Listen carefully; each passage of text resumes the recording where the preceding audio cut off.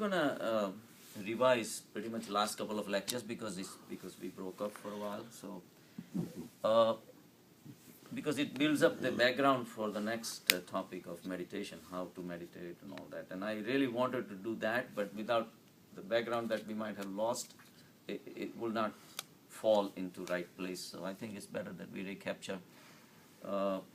So life is more than what we see.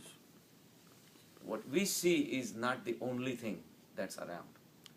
And we talked about earlier, it's like a tree, that whatever is the visible portion of the tree, but there is a lot going on under the ground with the root system sucking up all the nutrients, continuous active process going on.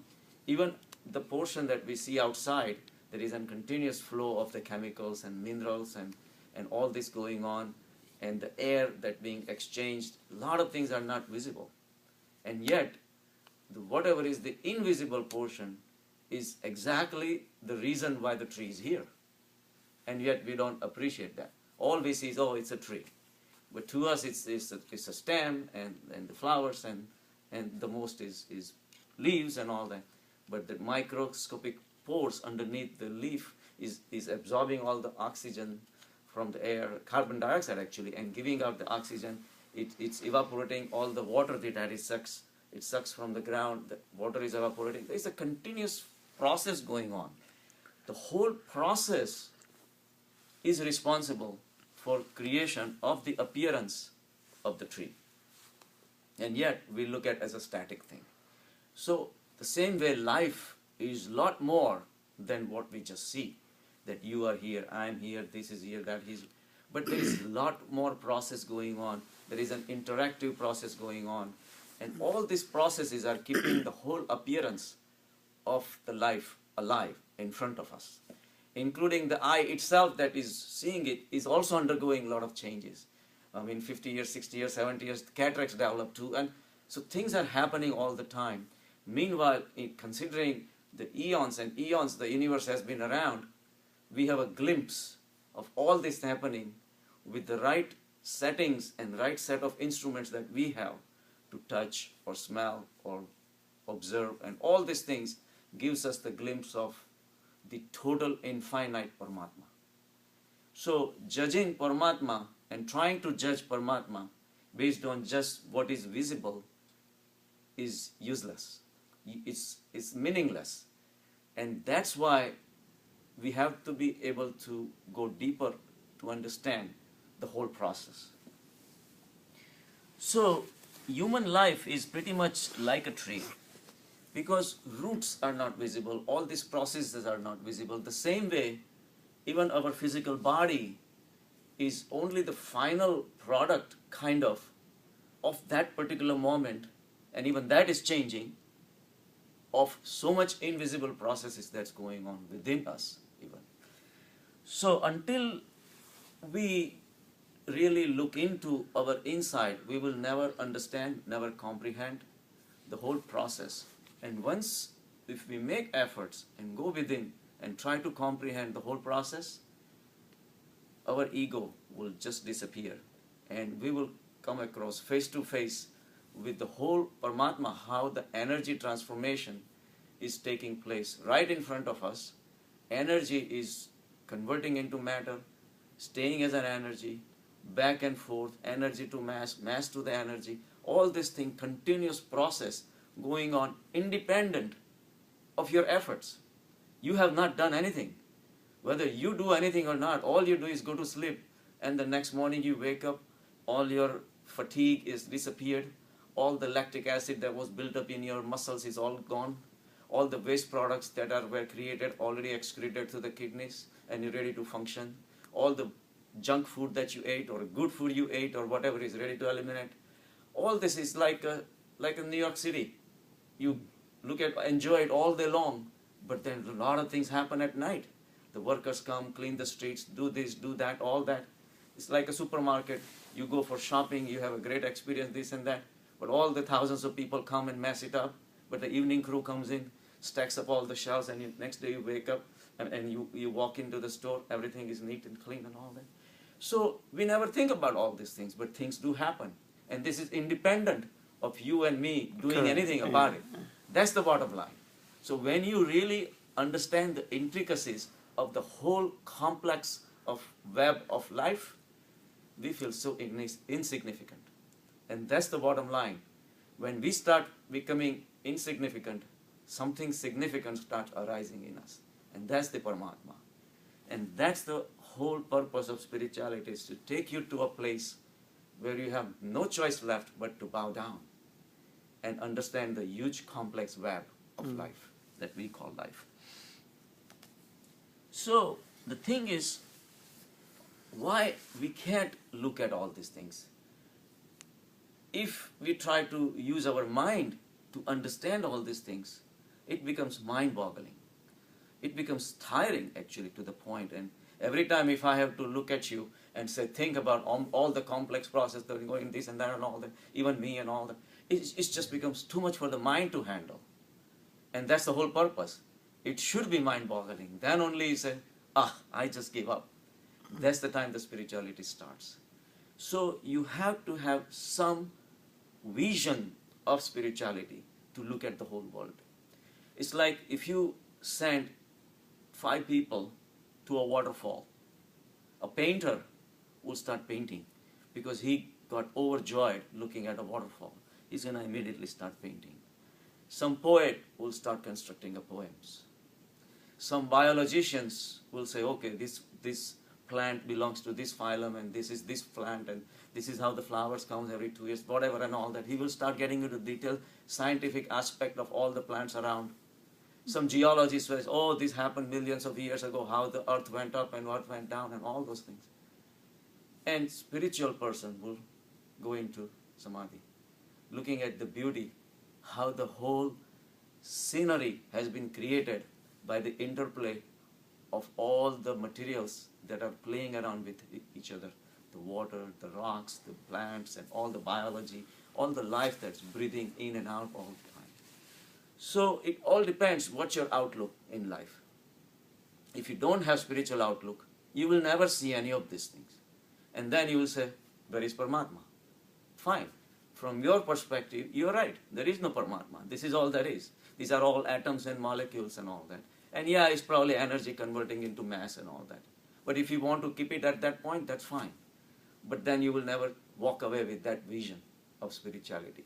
You will never walk away with that bliss that you can have, the enjoyment of being a part of, because you yourself are a flower that is created by the huge complex tree of consciousness, right?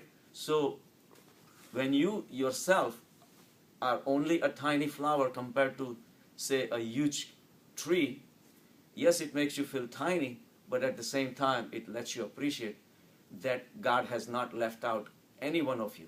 Every one of us, including a blade of grass to a little mosquito, everything is filled, and everything put together is the creation, when really try to understand that way. So it should make you feel good that God has not left you out. You are still part of the whole complex consciousness, the dance of consciousness, if you can call. So we are part of it. And at the same time, we are contributing.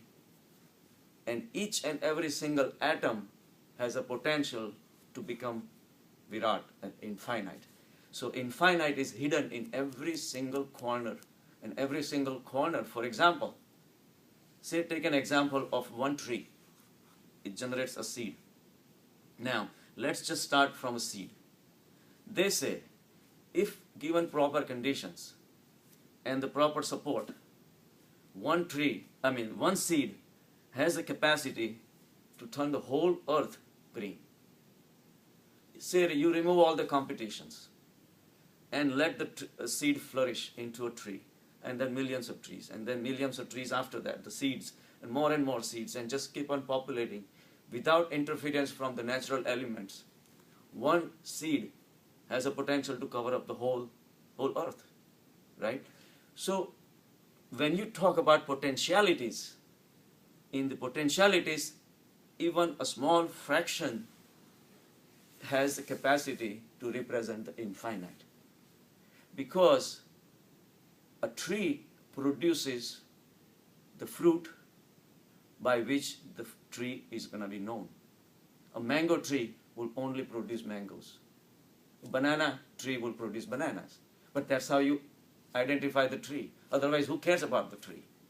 Ultimate fruit of a tree is what gives the recognition to the tree, right? So, if we are the fruits of some infinite Paramatma, we cannot be anything else but infinite also.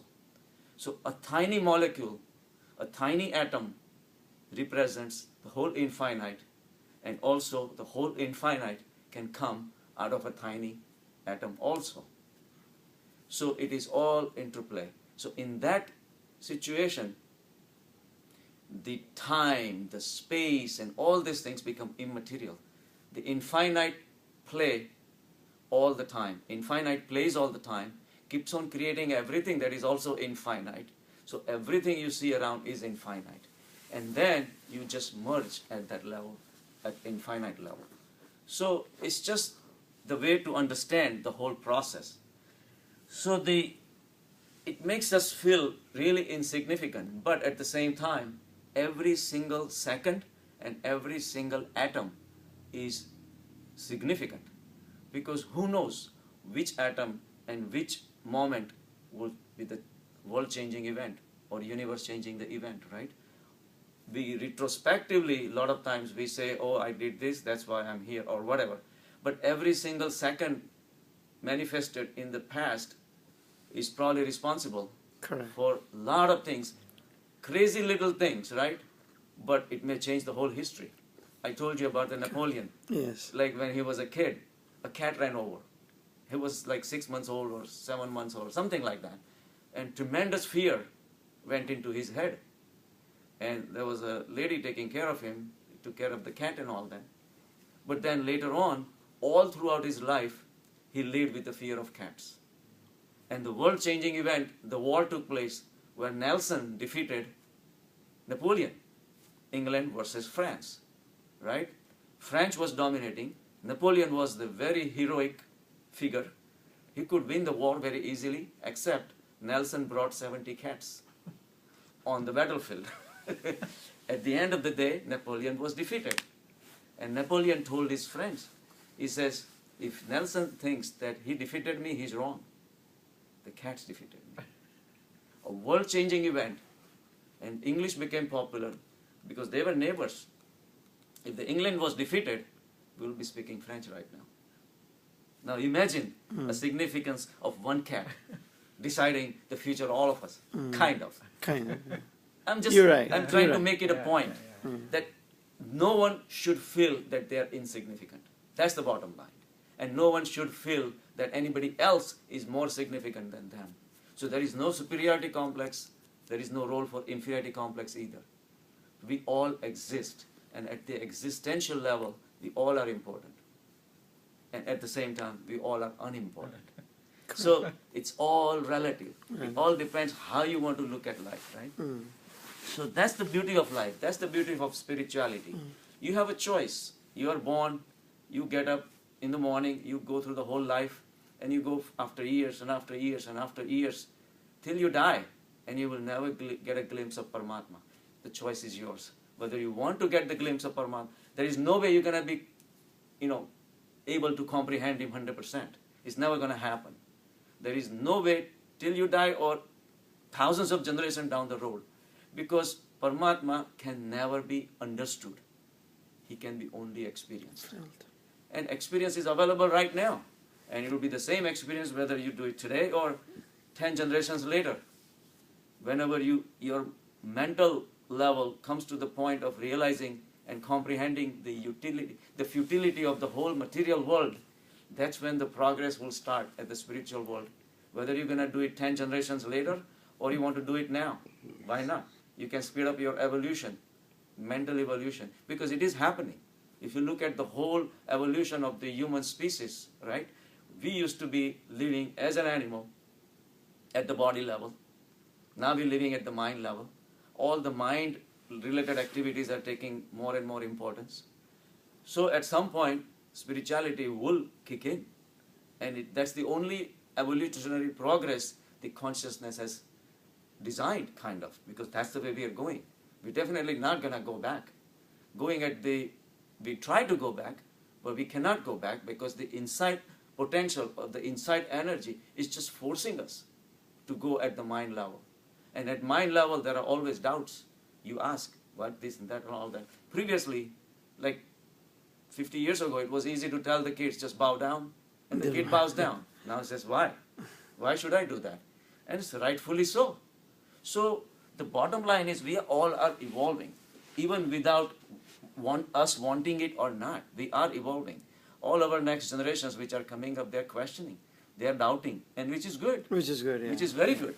Because at the doubt level, then only you will say, and 1 out of 1,000 people will say, then if this is not correct, then what is correct? Yeah. So someday they will have the curiosity to look for the answers. And they will get answers. And this is where the answers are. So we have to understand our structure. And like we know, the body, mind, and the soul. At 3 levels we exist. So every existence is divided at the 3 levels. Which one expresses the most is individual. At the body level, its body is visible. It needs matter to survive. So it's a part of material world.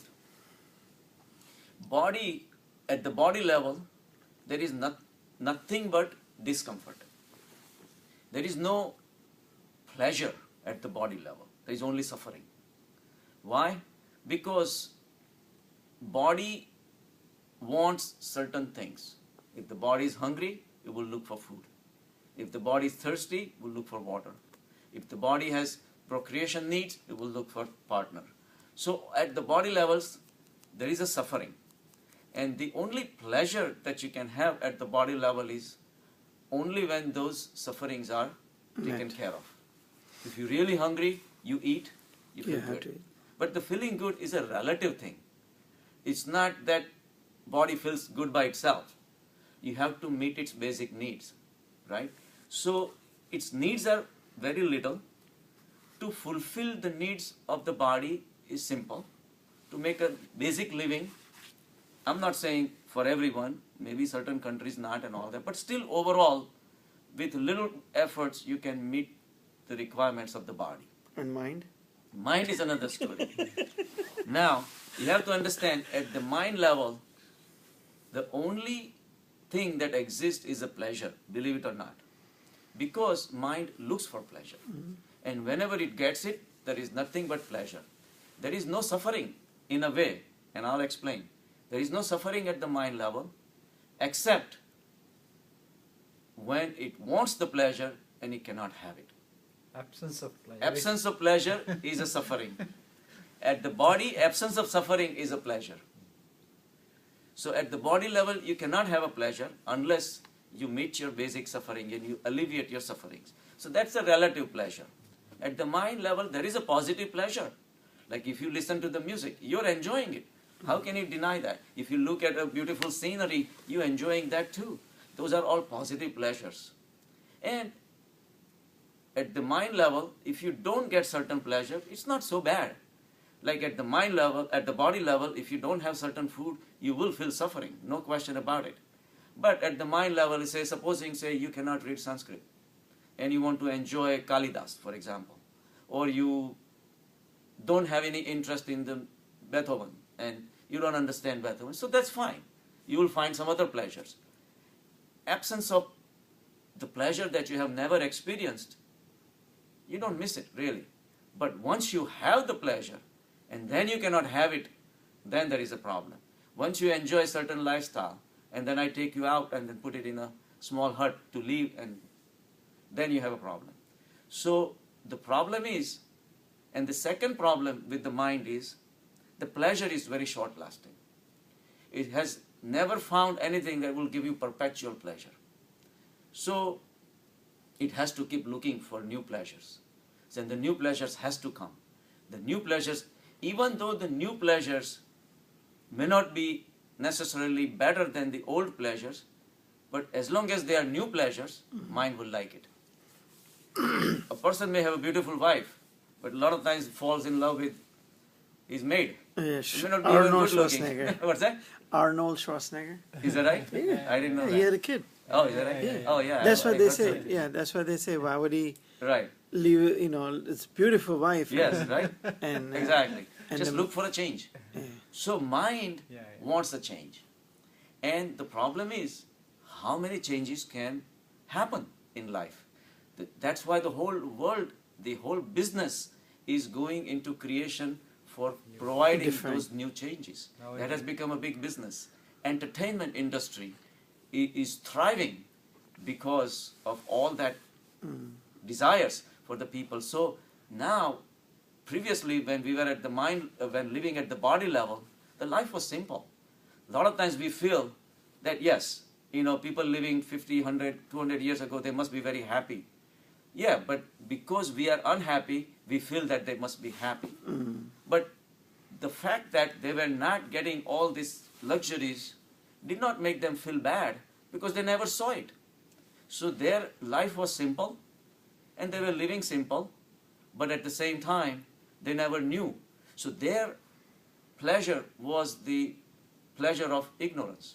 They didn't know what the life had to offer. Now we know what life has to offer. Like one of the American president had declared, right, that whatever needs to be invented in 1940s, it's already been invented. So we are happy. And how wrong was he? In last 50 years, things have changed like crazy.